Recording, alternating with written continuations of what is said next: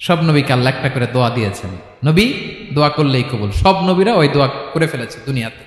বিশ্বনবী বলেন আমি করি নাই, আমি দুনিয়ার বুকে কঠিন বিপদে পড়েও কোনোদিন করি নাই। আমি আমার স্পেশাল দোয়াটা কিয়ামতের দিন আমার গুনাহগার উম্মতকে সুপারিশের জন্য রেখে দিয়েছি। আজকে আমি তোমার দরবারে দাঁড়িয়ে কিয়ামতের দিন ওই দোয়াটা করছি, আল্লাহ আমার যে উম্মতের হৃদয়ে যাররা পরিমাণ ঈমান আছে, আমার একটা উম্মতকেও তুমি জাহান্নামে ঢুকাতে পারবা না। বিশ্বনবী একবার ছাগলের রান খাচ্ছিলেন, খেতে খেতে বিশ্বনবী বলেন আনা সাইয়্যিদুন নাস ইয়াউমাল কিয়ামা, আমি কিয়ামতের দিন সর্বশ্রেষ্ঠ হব, মানুষের মধ্যে সর্বশ্রেষ্ঠ সেরা আমি বিশ্বনবী। আলহামদুলিল্লাহ পড়েন।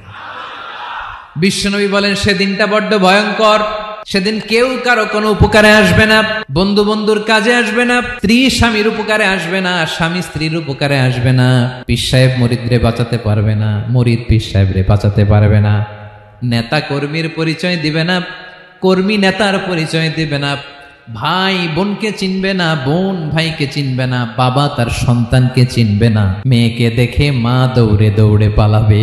বড্ড ভয়ঙ্কর দিন। বিশ্বনবী বলবেন জমিনটা এখনকার মতো থাকবে না, পুরো জমিনটা সমান হয়ে যাবে, ফ্ল্যাট। এখন তো গোল, তখন ফ্ল্যাট। সবাই এক জমিনের উপরে দাঁড়াবে, সূর্যটা মাথার কাছে চলে আসবে, সূর্যের গরমে মানুষের মাথার মগজ গলে গলে কানের ছিদ্র নাকের ছিদ্র দিয়ে বেয়ে বেয়ে পড়বে। সবাই হয়রান পেরেশান ক্লান্ত শ্রান্ত। মানুষগুলো বলবে বাঁচার কোনো উপায় নাই।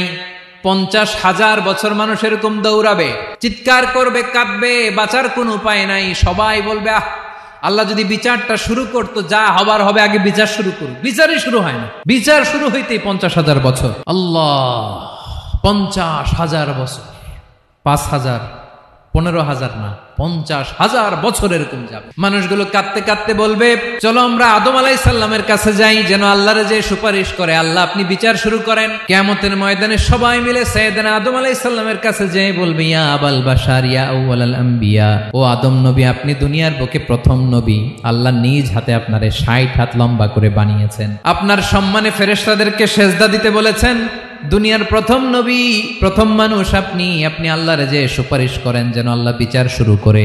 আদম আলাইহিস সালাম বলবেন আমি পারবো না, কারণ আল্লাহ আমাকে একটা নিষিদ্ধ গাছের কাছে যেতে নিষেধ করেছিল, আমি ভুল করে এই গাছের ফল খেয়েছি। নাফসি নাফসি, আজকে আমার কি হবে আমি জানি না, আমি বড় লজ্জিত। আমারে যদি আল্লাহ জিজ্ঞেস করে কেন খাইছিলাম, আমার কোনো উত্তর নাই, তোমারে বাঁচামো কেমনে আমি?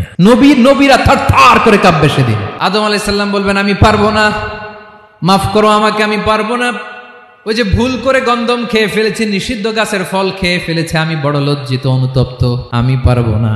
আজকে আল্লাহ এত রাগান্বিত হয়েছে, আগে কখনো আল্লাহ এত রাগান্বিত হয় নাই, ভবিষ্যতে আল্লাহ কখনো এত রাগান্বিত হবে না, আমি পারবো না। এক কাজ করো, তোমরা নূহ আলাইহিস সালামের কাছে যাও। কোন নবী? লোকেরা এবার পাগলের মতো দৌড়াতে দৌড়াতে আল্লাহর নবী নূহ আলাইহিস সালামের কাছে যেয়ে বলবে ইয়া নবী আল্লাহ নূহ আনতা আউয়ালুর রাসূলি ফিল আরদ, আপনি জমিনে প্রথম রাসূল। আদম আলাইহিস সালাম নবী ছিলেন, রাসূল ছিলেন না, এই দুনিয়ার বুকে প্রথম রাসূল ছিলেন আল্লাহর নবী নূহ আলাইহিস সালাম।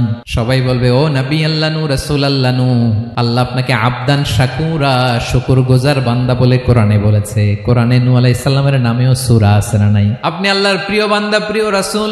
দেখেন আমাদের কি দশা, ঘামতে ঘামতে শেষ, জমিনটা তামার জমিন, সূর্যটা মাথার কাছে, কি করবো আর পারি না, ঘামতে ঘামতে আর কত